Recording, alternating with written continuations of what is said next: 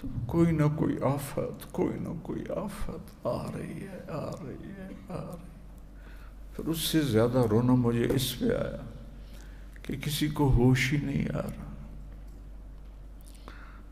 آوارگی، بے حیائی، فحاشی، زنا، لواطت، سود، قتل و غارت، دھوکہ، فراڈ، کب صبح ہوگی؟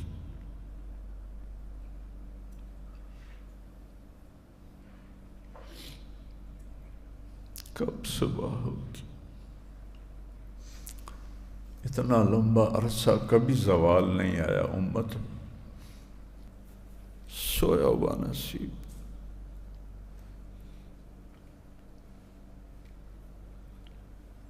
میں نے کہا یا اللہ، تیرے نبی نے کہا تھا نا طائف میں، انما اشکو الیک ضعفی وقوت حیلتی۔ میں نے کہا یا اللہ، میں ہوں تو بہت حقیر، لیکن آج میں تجھ سے گلہ کرتا ہوں، ہمارے ملک کے ساتھ یہ کیوں ہو رہا ہے؟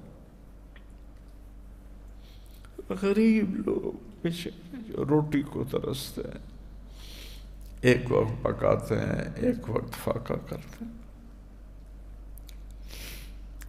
ایسے ہماری ٹیم گئی ہوئی تھی، ابھی بھی ہے وہاں، ایک کمرے کے برابر پتھر پہاڑوں سے گرنا، یہ کوئی پانی کی طاقت ہے؟ یہ تو اللہ کا امر ہے۔ بتا رہا تھا ہمارا شاگرد ہے مولی ریاض، پتھروں کے نیچے لاشیں پڑی ہوئی ہیں، دیکھ رہے ہیں، وہی ان کی قبر ہے،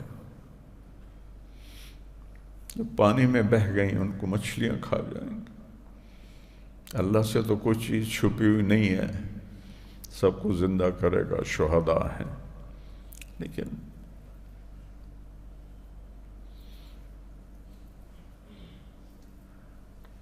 پتہ نہیں اس ملک کا نصیب اتنا کیوں ہارا ہوا ہے۔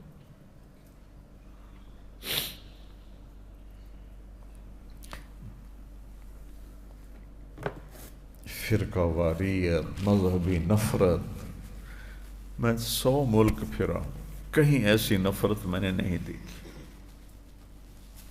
اللہ کی مرضی ہے، اپنے ملک کے لیے مانگا کر۔ اپنے نبی کے جذبات دیکھو، یا مکہ، تو جب آپ غار ثور سے نکلے، یکم ربیع الاول تھا، آج بھی یکم ربیع الاول ہے، تہجد کے وقت ٹمٹماتے چراغوں کی لو تھی، یا مکہ، تو غار ثور کے اوپر، ما اطیبک من بلد و احبک الی، لولا ان قومی اخرجون منکی لما سکنت غیرک۔ یہ تو نبی کی محبت وطن کے ساتھ۔ ہم تو یہاں کوئی 500-600 سال سے آباد ہیں، میری قوم حکمرانی تھی ہماری تو لمبا، اور اس کے سارے مضافات میں میرا خاندان، اوپر کی نسل حکمران تھے۔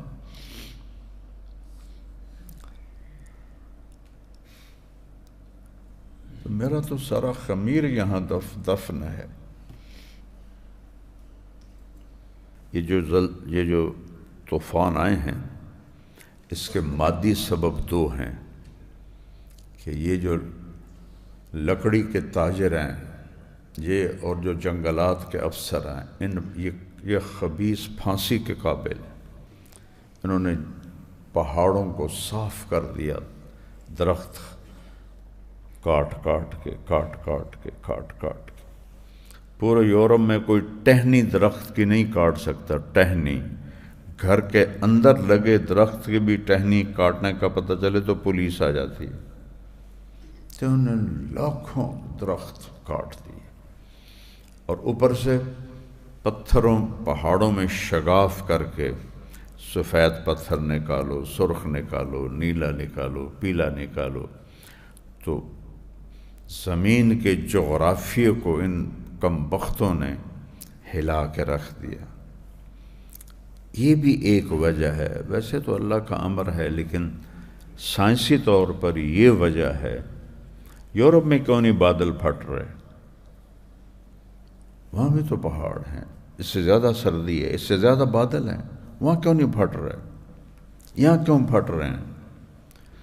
اب یقین مانو بیٹا، اللہ کی قسم، مری کا کوئی گھر نظر نہیں آتا تھا، درخت ہی درخت، درخت ہی درخت۔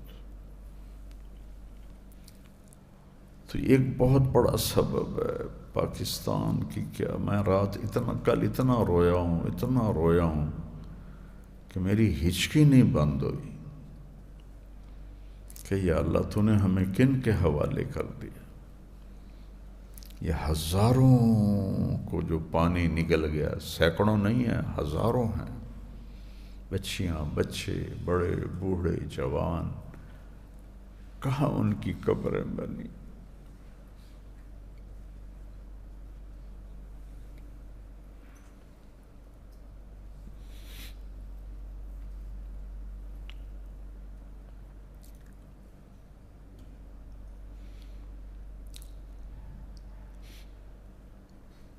کہ یا اللہ، ساری امت میں گناہ ہو رہے ہیں، صرف پاکستان میں تو نہیں ہو رہے۔